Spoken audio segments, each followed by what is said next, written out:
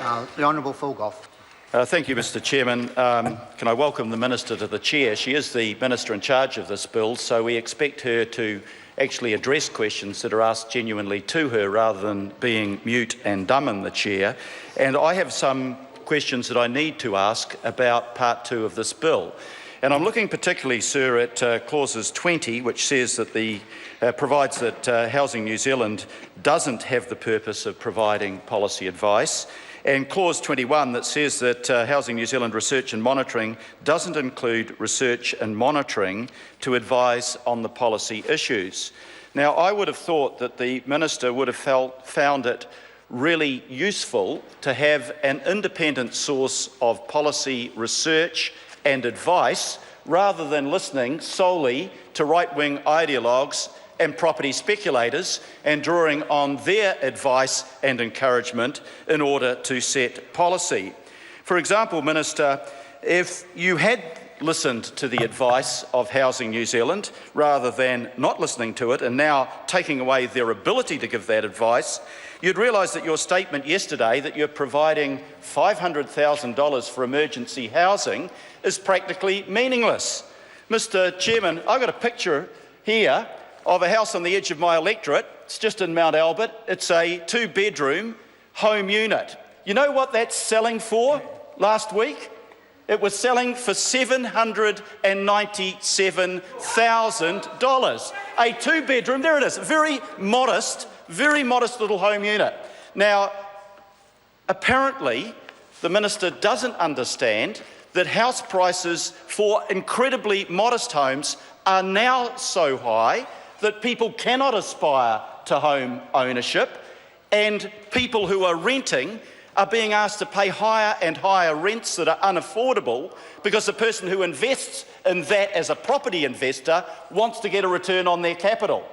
Now, we know, Minister, that 40% of all homes purchased in Auckland are purchased by property speculators. And I would have thought that you would have known that, and had you listened to the advice of Housing New Zealand, you would have been better informed about it. So you would not then, in your press statement, say, look, I'm dealing with the big problem of homelessness, I'm going to give emergency housing $500,000. You know what that'll do, Minister? It'll purchase half of that 2-bedroom home unit. How is that going to address the problem of shortage of accommodation and of homelessness? And if you'd listened to Housing New Zealand, you would also have got some information from them that when you talked about supporting moves to housing independence in your press statement, don't know who drafted that, great spin, you would have known what those words actually meant. It meant that you weren't moving 3,000 people to housing independence, you were evicting 3,000 people.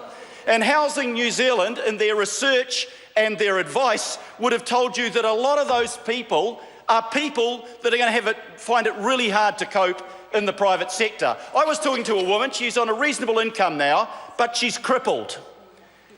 The Minister, or the Ministry, spent on the State House, I think $27,000 adjusting that house for a person that had wheelchair access and was not able to have mobility.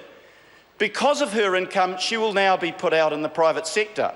And the question I'd like to ask to the Minister, if she's listening to the advice of Housing New Zealand, is what private landlord is going to spend $27,000 modifying a house to deal with the purpose of somebody who has not got mobility?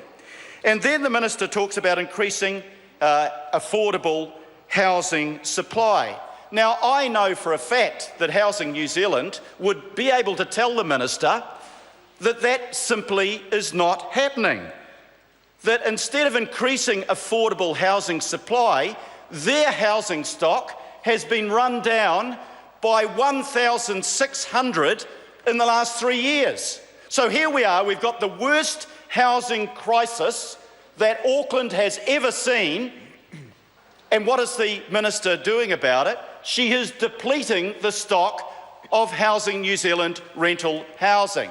Now, a good policy advice agency would have told her that, but clearly she is not getting that advice, and now, deliberately, She is saying, we will not, Mr Chairman. Mr Chairman. I call Derek Ball